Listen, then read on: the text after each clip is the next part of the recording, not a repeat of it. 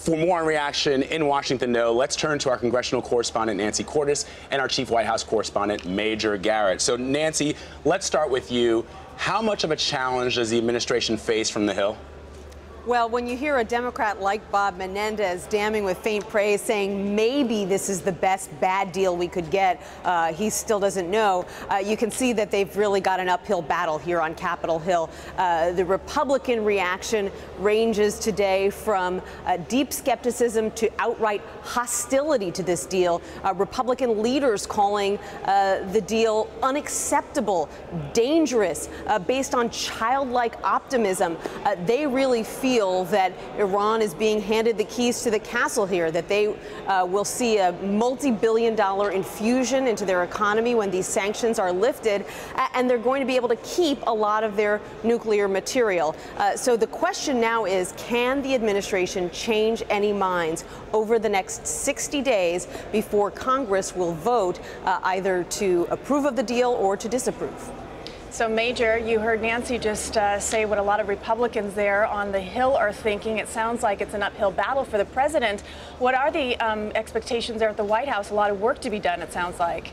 There is a lot of work to be done, but I think Nancy would agree with me in this respect. For the administration and those in Congress who want to support this deal, the mathematics is not typical as it deals with legislation, where you need 50 plus 1 in the House and in some cases 60 votes to break a filibuster in the Senate. All this White House needs to prevail ultimately is 1/3 in the House and 1/3 in the Senate, and maybe only just one of those in either chamber. Why?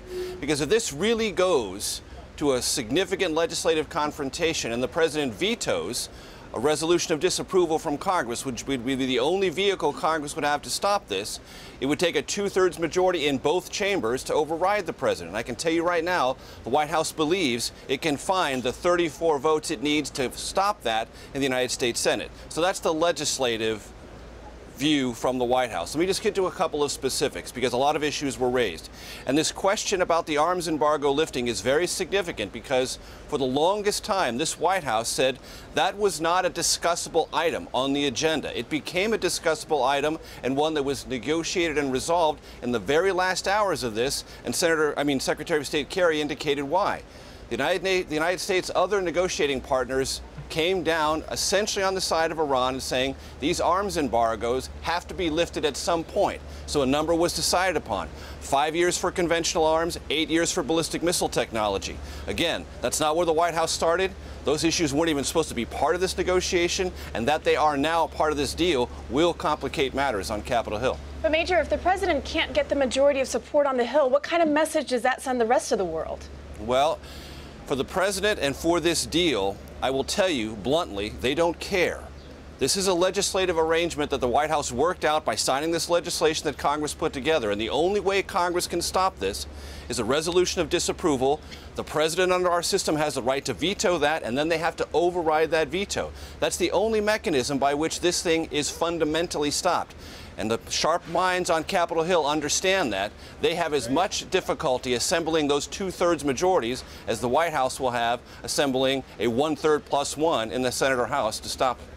Yeah, Major, before I go to Nancy, I just want to ask you briefly on this. Though the president, out of the White House, are you hearing that the president would like congressional support for this deal as far as his legacy is concerned, as far as making this the centerpiece of his foreign policy legislation? Of course. I'm not suggesting the president only wants a 1/3 plus 1. He will take every vote he can get, and the White House believes that it can persuade a lot of people who are skeptical now that this is the best deal possible. Not the best deal imaginable, but the best deal possible under the current circumstances.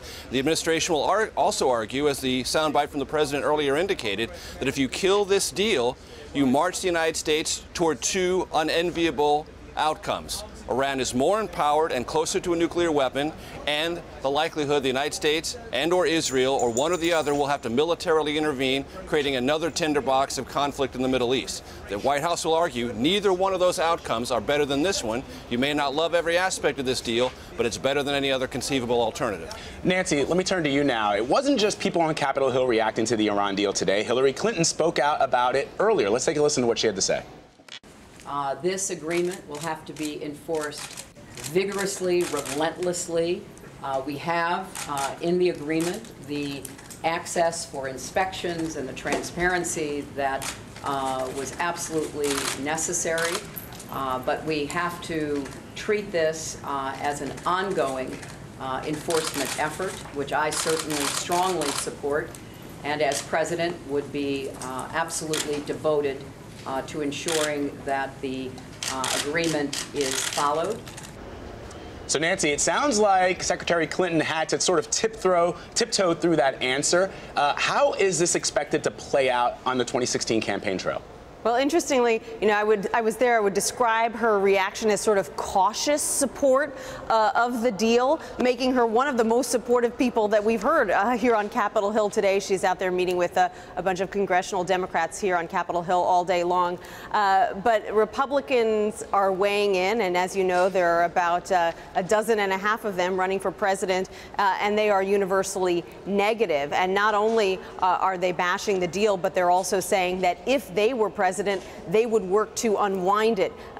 Just a short time ago, we heard from Governor Perry, former governor of Texas, for example, saying that as president, one of my first official acts will be to fully rescind this accord. And there you see Jeb Bush. Based on initial reports and analysis, it appears this agreement does not cut off all of Iran's path. This isn't diplomacy, it is appeasement. And Marco Rubio, I have said from the beginning of this process that I would not support a deal with Iran that allows the mullahs to retain the ability to develop nuclear weapons, threaten Israel, and continue their regional expansionism and support for terrorism.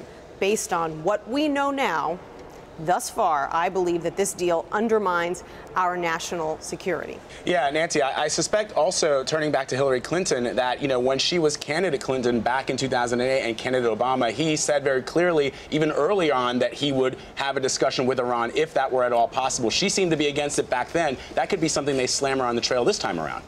Right. This time she's sort of walking in lockstep with him, and she's saying that it was right to talk to Iran in this case with conditions. She slammed him back in 2008, as you alluded, because he said he would sit down with the leader of Iran without any preconditions, and she called that naive. Now it's Republicans who are calling her naive, who are trying to tie her to this deal, saying that the deal never would have happened without her, so that if things do go south, if Iran doesn't live up to its part of the bargain in the next 15 months or so, Republicans can argue that Hillary Clinton herself, a candidate for president, has her hands dirty as well. Major, let's bring in the subject of Israel now. President Obama and Prime Minister Benjamin Netanyahu have a frosty relationship right now, to say the least. Where does he start sort of mending that and selling this agreement to Israel? That's not possible. The relationship will not be mended over this issue. Benjamin Netanyahu called it a historic mistake. The Israeli prime minister is completely clear about his opposition to this deal, that he believes it is a proximate threat to the security of Israel, and that he will not back this president or any diplomatic effort to make sure this agreement holds, which means he will try to use whatever sway he might have in the halls of the United States Congress to defeat it. And as you well remember, as many Americans do, Benjamin Netanyahu gave an address on the floor of the House of Representatives, I know Nancy remembers it, I certainly do, that looked almost like a State of the Union address, and the applause were at times rapturous, certainly enthusiastic. So Benjamin Netanyahu is not an incidental player in the domestic American politics of how this deal will be considered and ultimately voted on. One thing the administration will say to Benjamin Netanyahu and all skeptics: under the joint plan of action, which is what has been governing Iran's behavior for many, many months, their approach to obtaining a nuclear weapon, either through enriched uranium or weapons-grade plutonium, has been frozen. And there are many steps in this agreement that march that back even farther. Enriched uranium would be taken down to very low stockpiles and nowhere near the purity required to make a nuclear weapon. And it's one weapons-grade plutonium reactor would be completely redesigned so it couldn't produce any weapons-grade plutonium, and that redesign would be supervised by whom? The United States. The administration argues these are two enormous technological factors that have to be considered. That if you're serious about stopping Iran from pursuing a nuclear weapon, you have to look at the means by which they have it now. And the administration argues, under this deal, if lived up to by Iran, those pathways are severely limited. That will be the basis of the technological argument the administration will make to Congress that this deal is real and it can make whatever Iran's intentions are toward a nuclear weapon almost impossible to achieve, at least for the next decade. And Major, given that Prime Minister Netanyahu has called this a historic mistake, it's been reported that the president plans on calling him as well as the leaders of Saudi Arabia to discuss this deal. It's your assessment and many there at the White House that, you know, even if they make that call, Netanyahu's not going to come around. Well, as I was walking out here to talk to you, I saw on my BlackBerry reports from Israel that the call has already happened, and the Israeli Prime Minister said everything to the president he said in public. So their communication channels are open on this. There's just a fundamental disagreement about what this agreement is and the politics around it. And these two countries will have to deal with that disagreement and everything else they agree upon, which the Obama administration says it does and will continue to provide every bit of security protection Israel needs. But on this issue, there will be and will remain a significant disagreement. The one thing the administration said this morning is that when there was a summit at Camp David for some of the members of the Gulf Cooperation Council, many of those leaders, only 2 of the 6 heads of state showed up, but many of the other people who were there got a briefing on what this likely deal would look like, and the administration says they emerged somewhat reassured. That's not exactly what we're hearing in public utterances in reaction to this deal, but the administration believes it can persuade those Gulf state nations that are skeptical about this deal that, again, it's not perfect, but it's the best that can be gotten. Nancy, I'm curious, what are folks on the Hill saying about the alternative? In other words, you know, clearly supporters of this deal have said that the sanctions were not working. In fact, as the sanctions went into place, Iran ramped up the production of their centrifuges, that there was almost an air of an inevitability as to whether or not they would actually have nuclear capabilities. What are they proposing as an alternative? They really haven't, and that is a point that the administration has made again and again today. What they are saying, Republicans at least, is that the administration negotiated away some non-negotiables when it allowed Iran, for instance, to keep even some of its nuclear material. When it agreed, for example, not to have instantaneous inspections at a moment's notice, but allowed Iran to sort of have a day or two to respond when inspectors asked to get into a facility. They say that just sets up a cat and mouse game where Iran can continue to secretly produce nuclear material.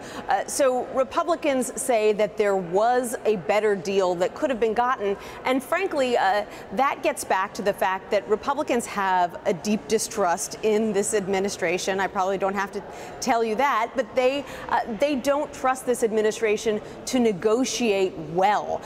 They didn't think that President Obama from the very beginning would be able to hammer out a deal with Iran that they would like. And so even before we saw a framework of a deal several months ago, Republicans were already saying, we know we're not going to like it. And today they're saying our worst fears have been confirmed. All right, Nancy Cordes, Major Garrett from the White House, Nancy on Capitol Hill. Thank you both for joining us.